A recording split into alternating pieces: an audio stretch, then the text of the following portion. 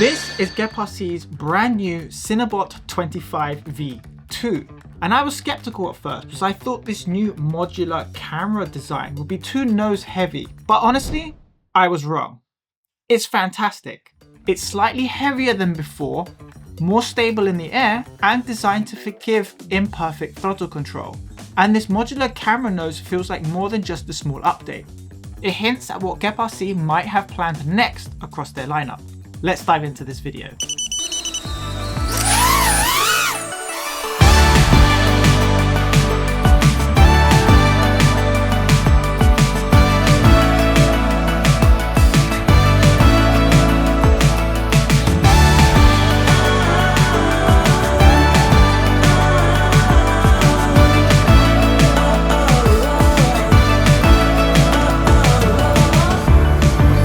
Okay, let's go.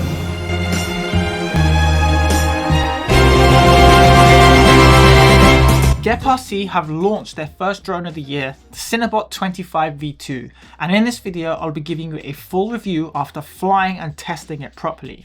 And this is a 2.5-inch cinewhoop built around the DJI O4 Pro with GPS, built-in LEDs, and a new modular camera nose designed to improve stability and reduce vibrations. This isn't a freestyle drone, and it's not about speed. It's designed for smooth cinematic flying and to be forgiving, especially if your throttle control isn't perfect yet. I just want to say a big thanks to GEPRC for sending me this drone, allowing me to give my honest review. If you're interested in picking up the Cinebot25 V2, I've left links in the description box down below. If you purchase through those links, you get 5% off and I get a small commission at no extra cost to you, and it helps support the channel, so it's much appreciated. Now, before we look in depth into the frame, let's see what you get inside the box.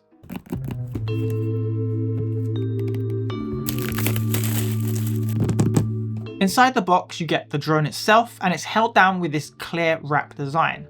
And underneath, you get the accessories, and GEPRC are always good at including spares and replacements. In the box, you'll find documentation, including a GPS rescue setup guide, the classic GEPRC stickers, which is always nice, spare HQ props, the same design as used on the Cinelog 30 V3, just smaller. You get a 15 by 150mm battery strap, battery anti-slip pad, a 1.5mm L-shaped hex wrench, binding pin, spare screw pack, injection molded landing pads for front and back, the front top cover, and injection molded O4 antenna mounts, clear acrylic plates, and dampening balls. And because this is a review kit, GEPRC actually included the antenna mount for the DJI O4 Lite Air unit. If you plan to install that version, the STL file is available on GEPRC's website. Now let's talk about the elephant in the room, which is that modular design and the build quality of this drone.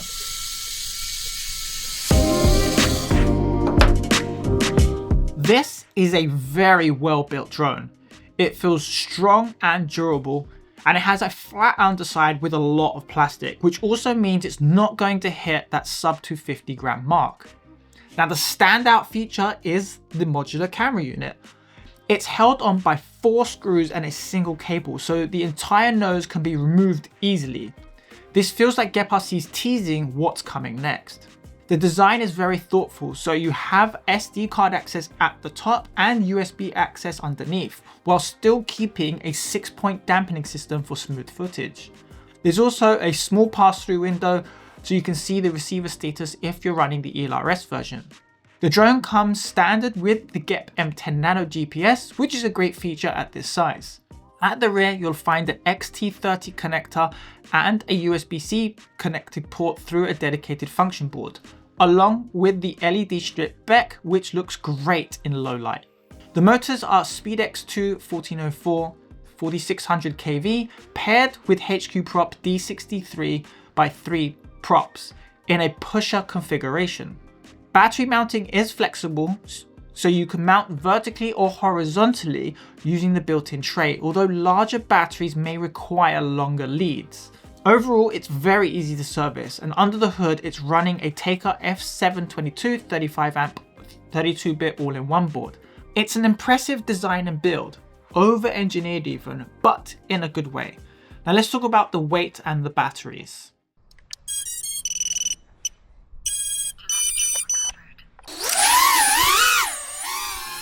Now GEPRC recommend a 4S lithium high voltage 750 to 1100 mAh batteries.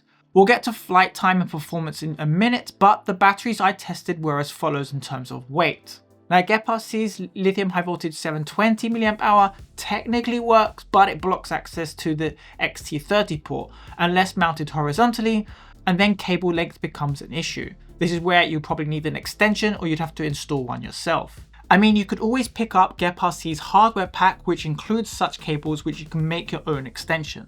Even with smaller packs, this drone is still not sub 250. You're realistically looking at around 300 to 330 grams all in, depending on the battery of course. Considering the amount of plastic, the modular canopy, the GPS and the LEDs, that's not surprising. And compared to something like the Cinewhoop V3, which can be sub 250 with a small pack, this drone clearly prioritized durability and stability instead. Now let's move on to flight performance. Now I was genuinely worried that this would be too front heavy because of this modular camera design, but boy was I wrong. The Cinebot25 V2 genuinely flies great, and I'm not just saying that because GEPRC sent me this. I thorough test these drones with different batteries, cruising, freestyle, and like all their drones, they are very well tuned. It's very easy to fly and the throttle is forgiving, especially if you're a new pilot that might not have perfected your landings yet. So here are the flight times that I recorded with the batteries that I have. Now the flight times line up well with GEPRC's claims of around 5 to 8 minutes depending on how you fly. The Tattoo 750 mAh impressed me with a solid flight time, though the Boss LiPo actually felt the more stable due to the added weight. The Boss Power Pack underperformed, and this is likely due to either cell quality or age, which just shows the importance of battery choice. The Cinebot25 V2 is designed for smooth cruising and it can do flips and rolls and power loops etc, but I could think of another GEPRC drone which is actually better suited for that, which I'll tell you at the end of this video. For now, let's take a look at the VTX options.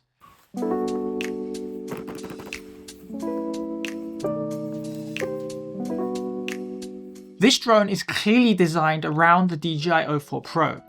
Nearly every major FPV drone release is based around this VTX. They are that good that they are that bloody hard to find in stock literally anywhere. That being said, you can pick up GEPRC's Cinebot25 V2 with O4 Pro already installed or without, and you can just install your own. The installation is straightforward. Make sure the SD card slot faces up and the cable connectors for the antennas are at the rear, and use the existing mounting points. The camera module is mounted using a combination of M2 screws, so M210 on the right and M26 on the left. Just make sure you remove the existing screws of the air unit here. The camera itself is secured using M2.4 and M2.6 screws. Image quality of course is excellent, and the big advantage here is the modular design. So if and when GEPRC release more drones in 2026 using this system, being able to move your O4 Pro between builds by removing 4 screws and 1 cable could save a lot of money. All footage in this video was graded using my LUTs, and I've left a link below if you're interested, and it helps support the channel, so much appreciated. Now if you want to save weight and money, you can also use Flywoo's O4 Lite wide kit version, which is cheaper but comes with trade-offs. No D-Log-M, no SD card slot, and storage is internal of 24 GB only. GEPRC recommends soldering the power directly to the 5 volt for that setup, which means it's no longer hot swappable, so it's something to keep in mind.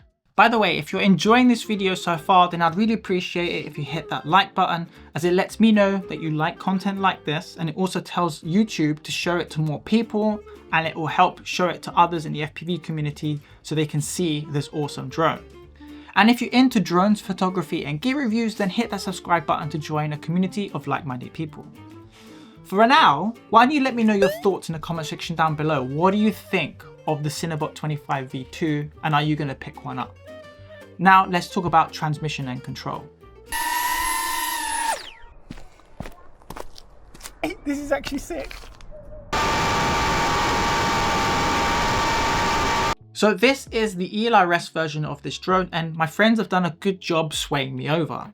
Now GEPRC don't offer this with Crossfire, although there's nothing stopping you from installing your own receiver if that's what you prefer. I've been flying this with my Radio Master GX12, and out the box, the switch layout wasn't set up how I like to fly, and that's not a big deal. I just jumped into Betaflight and mapped everything to match my usual setup. OSD wise, it's fine out the box, but again, I tweak mine. I prefer seeing more telemetry and GPS info. It just makes more sense to me, especially if something goes wrong, you can always look back at the goggles recording. Everyone has their own preference here.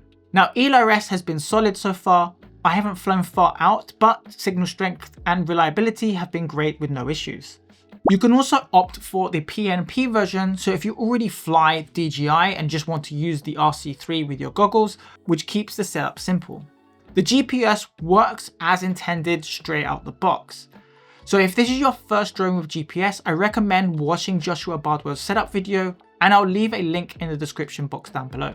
The only change that I made was under stage 1, where I set the throttle value to just about hover at around 1325 instead of hold.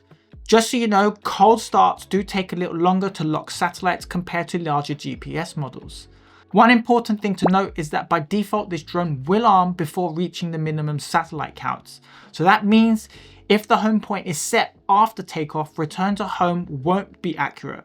Now you can change this so it only arms once the minimum satellites are reached. I left mine as is since I'm not flying long range with this drone. And because I always get asked, tested these on stock rates, and I'll throw them up on screen now. So what can you use this drone for? Well, firstly, it's a lot of fun. I mean, that's what FPV is for. Plus, if you want to make use of these cool LEDs, they have an awesome glow in low light. It's just whether you can see at night whilst balancing image quality without maxing the ISO. Now, I would actually put this drone on par with the Cinewhoop V2 in terms of ease of flying. However, the advantage of the Cinebot25 is that it's actually a little bit easier to control on takeoff and landing, which is actually great for newbies. However, the advantage of the Cinewhoop V2 is that it can be sub 250 with a small pack and supporting external cameras with a 3D TPU mount, which this doesn't exist yet. Once TPU mounts start appearing, then that may change. And if you do design one, just drop it in the comments down below. So the Cinebot25 V2 is a fantastic drone. A new modular design that looks way over engineered, but well thought out build rich in features with GPS and LEDs. It flies smooth, efficient and forgiving on throttle for new pilots. If you're interested in picking up the Cinebot25 V2, I left the link in the description box down below and you get 5% off through that link, as well as any other accessories like GEPRC's new hardware pack. It is an affiliate link, but at no extra cost to you, and it helps support the channel, which I much appreciate. This is a great start for 2026 from GEPRC, and I look forward to what they have in store for the rest of the year.